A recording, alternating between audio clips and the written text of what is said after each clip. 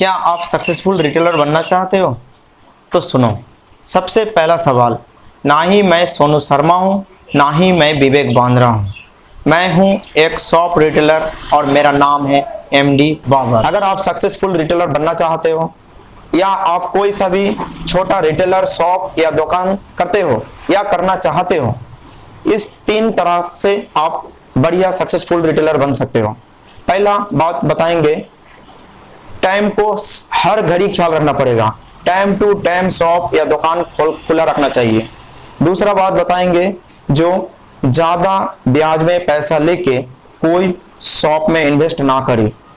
अगर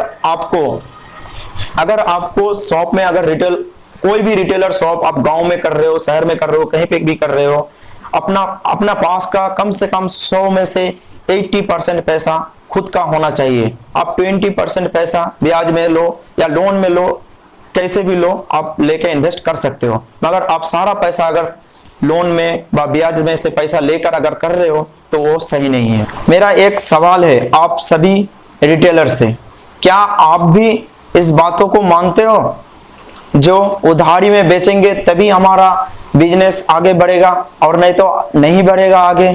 तो ये आप गलत समझते हो, क्योंकि अगर आप उधारी में बेच रहे हो, डेली का आप 1000 रुपया, 2000 रुपया, 3000 रुपया का आप माल सेल कर रहे हो, आपका उसी दिन अगर आपका 2000, 3000 कि 1500 कि 1200 कुछ भी अगर उधारी में आप दे रहे हो, तो आप क्या बताओ, इस ऐसे करके आप पर डे का अगर डेली का अगर ऐसे ही पैसा देते जाओगे तो क्या आप कोई हिसाब, मंथली हिसाब भी नहीं निकाल सकते हो?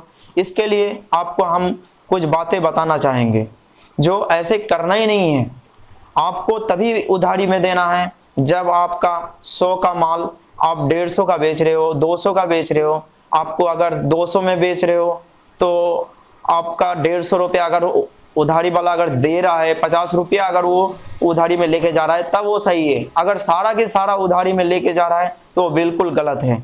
इसके लिए हम बताएंगे, जो उधारी में मत बेचो, नगद में 10 कस्टमर को मत दो, 2 कस्टमर के पास में माल सेल करो, वो आपके लिए सही रहेगा। मगर आप अगर सोच